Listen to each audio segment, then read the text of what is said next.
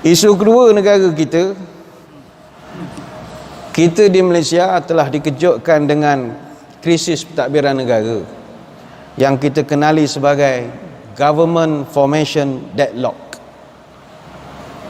Kita mengalami coalition breakdown, yang mana gabungan parti-parti yang membentuk kerajaan mengalami perpecahan, dan parti-parti dalam proses perundingan semula untuk nak reform balik sebuah kerajaan yang baru.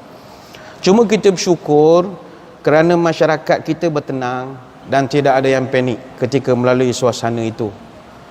Tidaklah kita nampak ramai orang Kuantan pergi ke Tanah Manja beli beras berkilo-kilo, tak. Kita tenang-tenang saja. Tak ada orang simpan stok di rumah takut berlaku macam-macam. Alhamdulillah. Sebab kita dari masa ke semasa memberi pahaman pada masyarakat, situasi deadlock ini sebenarnya sering berlaku, khususnya di negara-negara maju, dan kebiasaannya berlaku dalam tempoh yang jauh lebih lama pada kita. Kita, saya ingat, tak sampai seminggu. Sweden tahun 2018 deadlock 133 hari. Belanda tahun 2017 pernah situasi deadlock, tak ada kerajaan, 208 hari. Belgium pernah tahun 2010, paling lama lah, 541 hari. Jadi bagi orang yang matang itu tak ada masalah. Dan yang terbaru, Israel sepanjang tahun lepas dia mengalami situasi yang lebih kurang kita dipanggil hang parlimen, bukan hang jabatan tuan, parlimen tergantung, hang parlimen, iaitu keadaan selepas PRU di mana tidak ada parti yang ada majoriti yang cukup untuk membentuk kerajaan, dan pada masa yang sama semua tak nak berkawan, semua tak nak bergabung. Huru-hara juga. Israel 2 kali buat PRU masih tak dapat bentuk kerajaan sebab kedua-dua parti yang dipimpin oleh Benjamin Netanyahu dengan Benny Gantz tak dapat majoriti. Parti Likud dua-dua tu pula nak jadi Perdana Menteri, tak kepening kepala.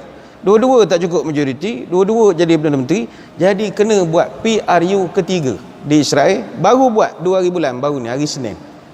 Keputusan ada yang beberapa dah keluar, tapi katanya gaya PRU keempat pula gaya tak selesai juga, mengkarak juga. Jadi Netanyahu sekarang jadi caretaker Prime Minister, bukan interim caretaker, lain sikit. Sama juga kes di Itali. Di Itali September tahun lepas, kerajaan gabungan 2 parti, Liga Utara dipanggil Lega Nord dengan Gerakan 5 Bintang, M5S, tumbang selepas tahun jadi merentah. Dia asal dua-dua ni pembangkang, menang merentah tak sampai setahun. Apa sebab? Lega Nord dia parti orang belah utara, haluan kanan. Kalau parti M5S, parti orang belah selatan, haluan kiri, dia belaga pawang. Dua-dua parti ini dapat undi paling banyak, dan kedua-dua parti ini sangat anti kepada parti pemerintah lama ketika itu, Parti Demokratik. Tapi Parti Demokratik dapat undi ketiga terbanyak. Tapi dua-dua parti tak serasi bersama, jodoh tak lama, bergabung pun sebab terpaksa, akhirnya bercerai juga. Bila bercerai, gabungan M5S Lega Nord berpecah. Lega Nord kena tendang jadi pembangkang balik.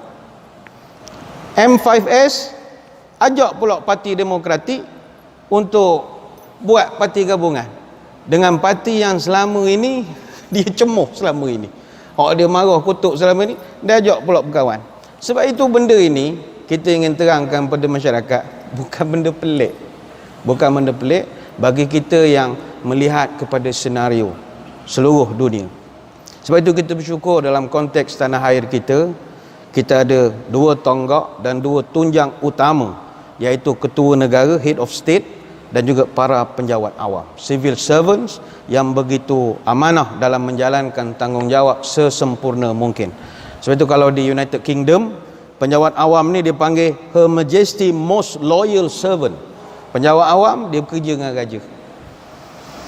Alhamdulillah perkara itu selesai, berjalan dengan begitu baik. Cuma sudah pastilah akan berlaku kekurangan di sana sini, dan ini adalah satu perkara yang wajar. Sebab manusia ini dia memang ditakdirkan suka kepada perbezaan. Dia suka tidak serupa dengan orang lain.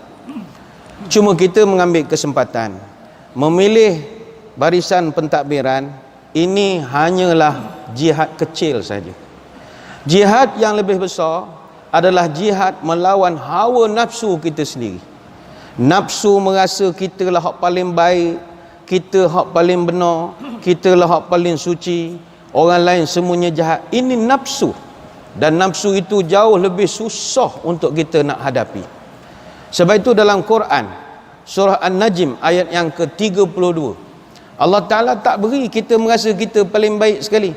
Fala tuzakku anfusakum huwa a'lamu bimanittaqa. Janganmu menganggap dirimu paling suci, sebab aku lebih tahu siapa yang bertakwa, kata Allah. Solusi kita menghadapi dua peristiwa ini, hadirin hadirat sekalian, adalah berlapang dada. Duduk bersama berlapang dada, duduk berkawan bertenggang rasa. Jangan berdendam. Orang pendendam hatinya hitam, orang cemburu hati berbulu. Orang pendendam imannya padam, orang pendengki hatinya berdaki.